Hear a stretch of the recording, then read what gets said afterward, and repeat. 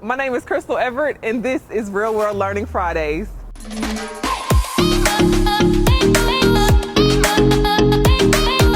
I was once a student in KCPS, and I had a job here at Worlds of Fun. I was 15 years old, serving Dippin' Dots and having nachos here in the park.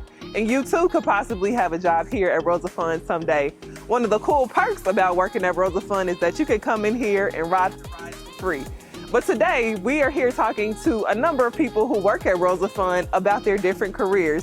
We know that you can get a chance to work here while you're in high school, but we also want you to think about what are those career opportunities that you can have once you graduate. So we've had a chance to talk to our human resources manager, who is also a graduate of KCPS, about how you can apply for a job and successfully complete a season of work here. So first thing you want to do is visit our website, worldsoffun.com/hiring. All the positions are listed there, including some of the lead positions, if you are interested in that, or a returner for us.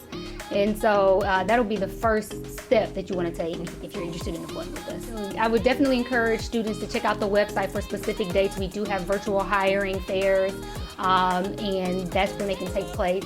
They can look at the dates and kind of participate in some of those virtual hiring fairs, and then apply for the jobs once we start really getting into the process. Sure, we do have some 14 and 15-year-old spots available, but we do encourage 16 and up to apply for our positions as well.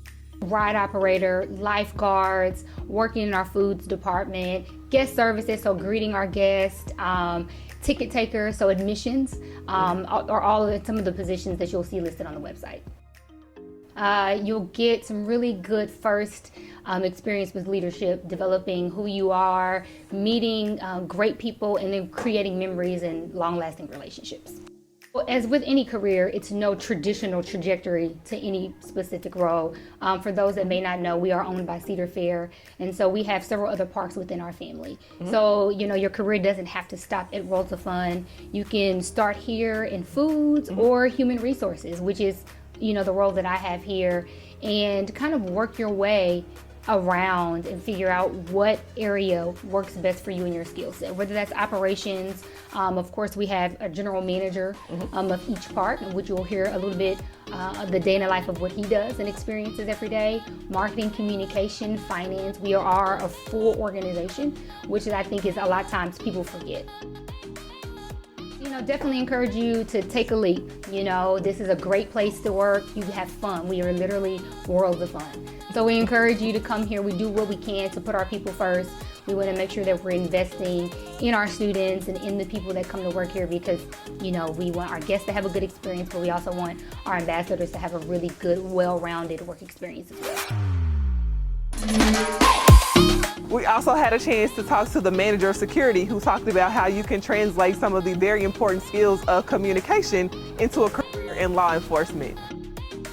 Ironically, I actually started Worlds of Fun at 14. It was my very first job, working in food operations, and I worked in retail for a little bit, did a couple of other departments, and at 18, I stumbled into security, changed my life, absolutely loved it. Still here to this day, enjoying it and providing a safe atmosphere for our employees and our guests. Well, safety is our number one priority at Worlds of Fun. So my position is just to make sure that we manage the resources we have to provide a safe environment for our employees and our guests, which some days can be great, some days not so great, but overall our goal is just to make sure our guests and our associates have a great time and make it back home safely. The number one leadership skill I've learned is to always have a plan.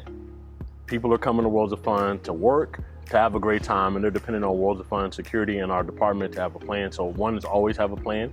Two is to stay hungry, stay motivated, stay encouraged.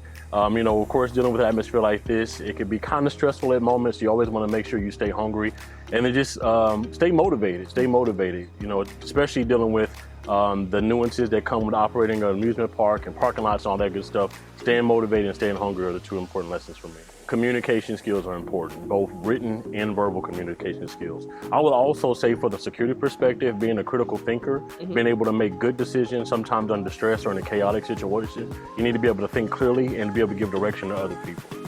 Well, I think conflict management or conflict resolution skills are very, very important. That's something that's not really talked about on a community basis, but there's conflict everywhere. So being able to manage conflict and have a positive outcome is very important.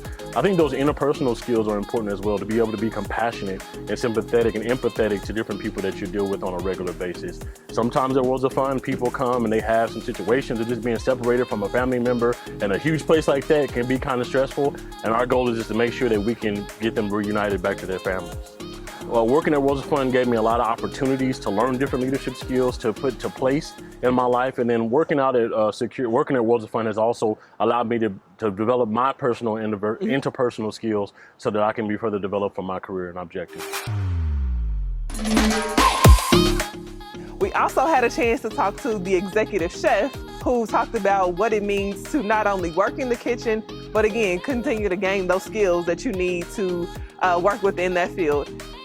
A lot of opportunity for young, ambitious culinary students. My start was, I was just a very confused young teenager, and I didn't really know what I wanted to do. And I showed up at a restaurant with a smile on my face, and I just kept showing up every day, and I worked real hard. I did everything from, cleaning fryers to washing potatoes, and I moved into different restaurants, and eventually I worked for a company that had a tremendous growth spurt over the course of the 8 years that I was with them. And a few years ago, I thought it might be cool to see if I'm even worthy of a position in an amusement park. I grew up playing roller coaster tycoon, and I just thought it was the funnest thing. And I came in, had an interview, was asked a lot of questions, and I'm going on my 4th season here at Worlds of Fun, and it is the coolest job a chef can ever ask for. So I would advise any young aspiring chef to just show up with a smile. If you show up with a smile and the willingness to learn, that's all you need. You're gonna learn how to fry things. You're gonna learn how to work a grill. You're gonna learn how to do cool tricks with a saute pan. You're gonna learn how to use a knife. That all is a part of the job, and you're gonna learn it. The really great life skills you get out of being in a kitchen is learning how to work with a diverse group of people, learning how to overcome adversity and constant challenges, working in a high pace.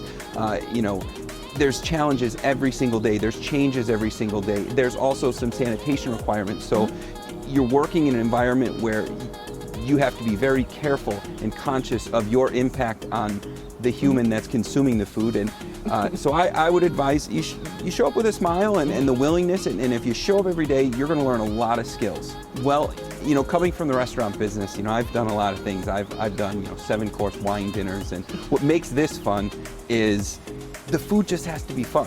As long as the food looks great and it's fun and it makes people smile, and I've said this, thousands of times. People come to an amusement park, Worlds of Fun, people come here to ride the Mamba, the Patriot. If they leave here remembering what they ate, I've made an impact. And that, to me, is the most inspiring part of the job, is I get an opportunity to serve somebody food that they'll remember outside of the roller coaster they came here to ride. And finally, we talked to the general manager. What is a general manager anyway? That is the person who knows a little bit about everything that makes the park run.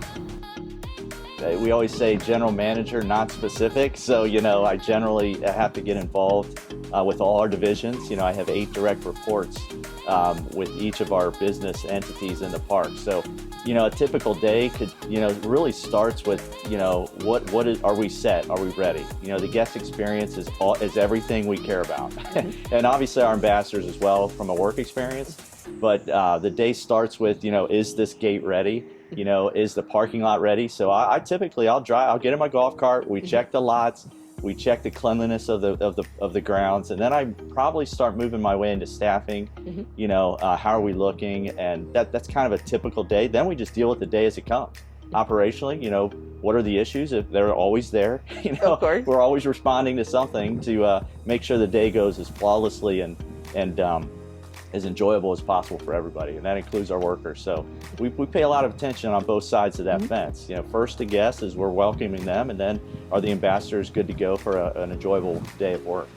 My background, oddly enough, is in social work. So I had a desire and still have a passion. I think it's, I see it here is working with teens. Like that's something in college that I thought I really want to work with teens. And keep working with their minds and their development and preparing them for their careers. So what a better way to do that than an amusement park where we're having fun at the same time.